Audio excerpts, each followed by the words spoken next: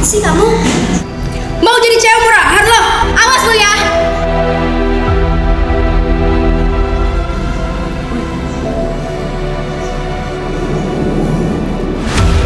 Woi, cabut woi! Ayolah gas, yuk! Bentar Pink, panjang. Udah, gue tungguin.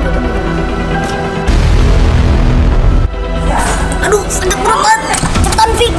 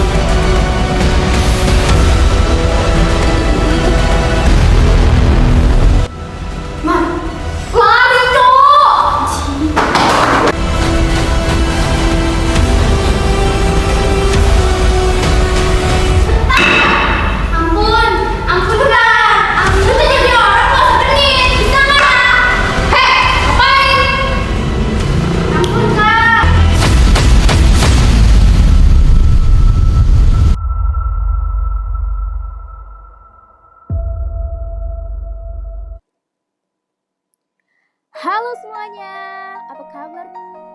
Semoga lagi pada senang-senang, senyum-senyum ya. Kalau gue hari ini sih lagi adem-adem ayam aja ya. Jadi makanya gue berharap kalian semua semoga lagi pada senang-senang. Karena siapa sih yang mau mendoakan menjelek-jelek orang lain? Jangan sampai ada deh. Jangan sampai ada penonton atau pendengar kami yang mendoakan hari-hari orang lain jadi jelek. Oke? Ada salah satu topik yang emang harus kita omongin karena banyak banget beberapa kali gue lihat dari media sosial tentang hal ini, dan gue pikir ini adalah salah satu hal yang harus kita bicarakan dan harus kita coba refleksikan lah, karena topik ini emang topik yang sensitif dan kita nih emang sama-sama saling tahu kalau hal ini tuh nggak baik dilakukan. Tapi emang dari tahun ke tahun nih hal ini nggak terjadi setiap sekolah manapun. Jadi kita lihat berita terkini banyak sekali kasus pembulian di kalangan anak sekolah maupun secara verbal ataupun non verbal. Kita mulai aja yuk. Nah, bullying itu sebenarnya apa sih? Bullying itu adalah segala bentuk penindasan atau kekerasan yang sengaja dilakukan oleh orang atau kelompok yang lebih berkuasa. Jadi bullying ini sebagai perilaku agresif yang dilakukan berulang-ulang oleh seseorang ataupun yang kayak segeng.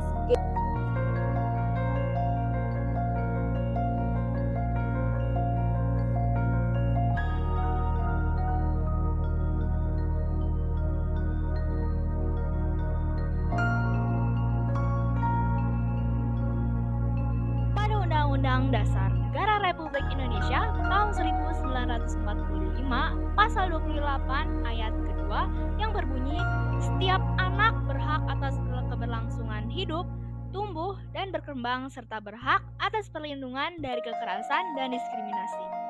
Undang-Undang Dasar ini telah menjamin perlindungan atas hak anak. Namun ternyata di lapangan masih banyak sekali yang menunjukkan adanya berbagai kekerasan yang menimpa pada anak. Antara lain adalah bullying. Bihasbi amri minas shori an yahkiro akhahul muslim. Cukuplah seseorang berbuat keburukan jika ia merendahkan saudaranya sesama muslim. Hadis riwayat Muslim.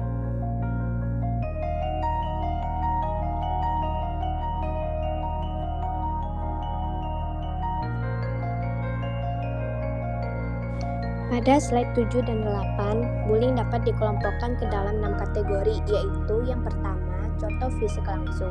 Tindakan memukul, mendorong, menggigit, menjambak, menendang, mengunci seseorang dalam ruangan. Mencubit, mencakar juga termasuk memeras dan merusak barang yang dimiliki orang lain. Yang kedua yaitu perilaku nonverbal langsung. Contohnya, tindakan melihat dengan sinis, menjulurkan lidah, menampilkan ekspresi muka yang merendahkan, mengejek atau mengancam, biasanya disertai oleh bullying fisik atau verbal. Yang ketiga yaitu kontak verbal langsung. Contohnya yaitu tindakan mengancam, mempermalukan, merendahkan, mengganggu, memberi panggilan nama, sarkasme, merendahkan, mencela atau mengejek, mengintimidasi, memaki, menyebarkan gosip. Yang keempat yaitu perilaku nonverbal tidak langsung.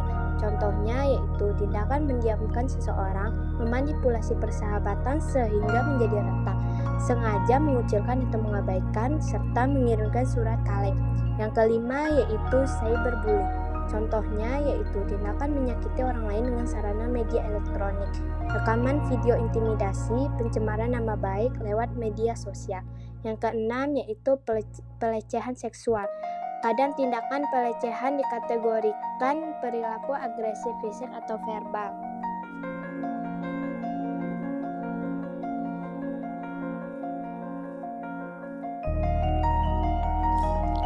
Perilaku bullying ini pastinya juga memiliki dampak bagi korban loh, pelaku ataupun saksi mata. Contoh-contoh dampak bagi korban yaitu 1. Kesulitan tidur, 2. Depresi dan marah, 3.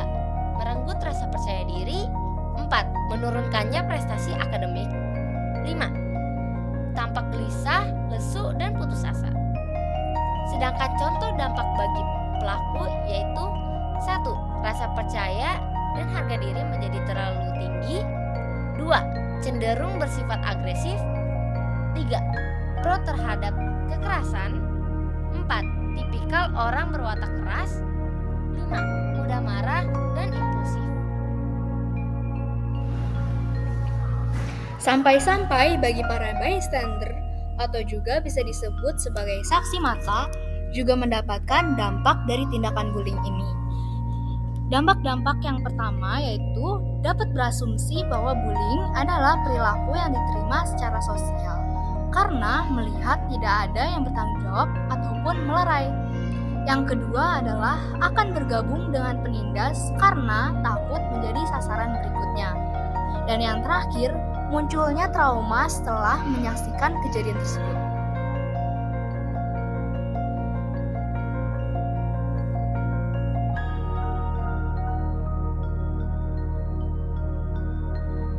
Kita tentunya juga harus tahu dong cara menghadapi tindakan bullying tersebut. Apa aja sih cara-cara untuk menghindarinya? Ternyata caranya ada banyak loh, seperti perlihatkan kepercayaan diri kita sendiri, membentuk grup pertemanan, belajar untuk lebih peka, hindari perkelahian, gunakan suara yang tegas, selalu cari pintu keluar, berteriak untuk meminta tolong, mengikuti kelas bela diri, dan gunakan teknik bela diri jika ada yang mengganggu. Jangan sampai teknik bela diri yang kita pelajari digunakan untuk membuli orang ya. Dan yang terakhir, laporkan ke pihak yang berwajib seperti guru, wali, atau pihak yang bisa bertanggung jawab.